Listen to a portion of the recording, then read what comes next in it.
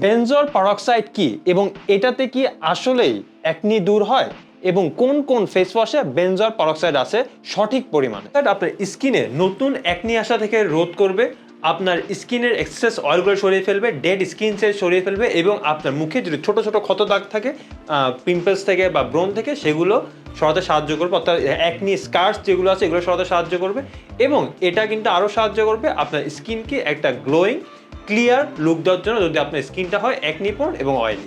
Encapsulated বেনজল peroxide 4.5% একটা সমৃদ্ধ একটা ফেস ওয়াশ আছে যার নাম হলো গ্লাইটন।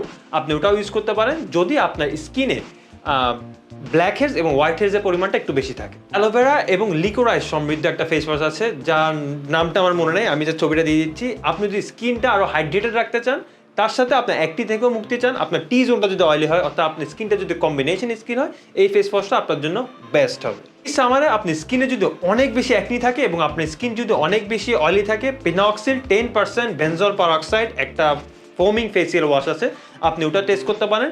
ডার্মাটোলজিক্যাল টেস্টেড, খুবই অসাধারণ ভালো একটা ফেস ওয়াশ।